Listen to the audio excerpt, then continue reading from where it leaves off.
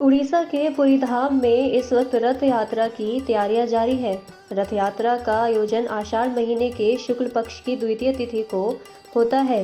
इस दिन भगवान जगन्नाथ अपने भाई बलराम और बहन सुभद्रा के साथ श्री मंदिर से निकलकर भ्रमण के लिए जाते हैं।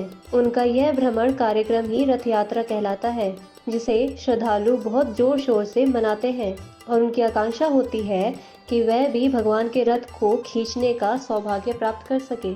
ज्येष्ठ मास की पूर्णिमा को जब गर्मी बेहद तेज होती है, उस दिन देव प्रतिमाओं को 108 घड़े के जल से स्नान कराया जाता है। इस स्नान के बाद तीनों देवता बीमार पड़ जाते हैं और फिर वह एकांतवास में चले जाते हैं। एकांतवास की इस प्रक्रिया को पुरी में अनासरा कहते हैं। इन 15 दिनों में देव विग्रहों के दर्शन नहीं होते हैं। 15 दिनों के बाद जब जगन्नाथ जी ठीक होते हैं, तब उस दिन नैनासार उत्सव मनाया जाता है। इस दिन भगवान का फिर से श्रृंगार किया जाता है, उन्हें नए वस्त्र पहनाए जाते हैं और इसके बाद वह भ्रमण के लिए तैयार होते हैं। यहाँ सवाल उठता है कि क्या भगवान भी बीमार पड़ते हैं, लेकिन क्यों और कैसे? सवालों के पीछे की वजह एक कथा है। जगन्नाथ प्रभु की प्रतिमा में यह जनश्रुति काफी प्रचलित है। बहुत पहले की बात है, उड़ीसा के पुरी क्षेत्र में एक भक्त माधव दास रहते थे।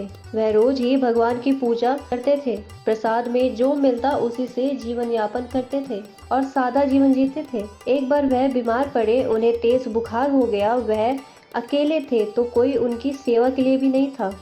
फिर भी उन्होंने अपनी भक्ति में कोई कमी नहीं की। लोग उन्हें सलाह देते थे कि वैद्य से मिलो, औषधि लो, लेकिन उपचार के लिए लेकर कोई नहीं जाता था। माधव दास भी कहते थे कि जब भगवान मेरा ख्याल रख रहे हैं तो मुझे किसी की जरूरत है। लेकिन एक दिन बीमारी से कमजोर माधव दास बेहोश होकर गिर पड़े। तब अपने भक्त को संकट में देखकर भगवान खुद श्री मंदिर से निकल आए। जगन्नाथ जी उन्हें दवा देते, हाथ पैर दबाते, नहलाते, कपड़े बदलते और अपने हाथ से भोजन कराते। माधवदास जब ठीक होने लगे, तब उन्होंने पहचाना कि भगवान खुद उनकी सेवा में लगे हैं। यह देखकर माधवदास रो पड़े। उन्होंने कहा कि आप मेरी सेवा करने क्यों आए हैं? आप मुझे तुरंत ठीक भी तो कर सकते थे। तब जगन्नाथ जी ने कहा, मैं अपने भक्तों का साथ नहीं छोड़ता, लेकिन उनके कर्म में जो लिखा है वह तो होगा ही। लेकिन चलो, मैं एक काम करता हूँ। अभी तुम्हारी बीमारी के 15 दिन और शेष हैं, वह मैं अपने ऊपर ले लेता हूँ। उस दिन ज्येष्ठ पूर्णिमा थी। तब से यह परंपरा पुरी में चली आ रही है। कहते हैं कि जैसे एक बार उन्होंने अपने भक्त माधवदास की पीड़ा अपने ऊपर ली थी, उसी तरह वह हर साल अपने भक्तों की पीड़ा हर लेते हैं।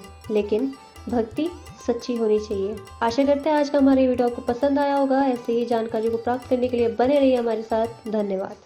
आप देख रहे हैं सौगंध टीवी, सौगंध वतन की।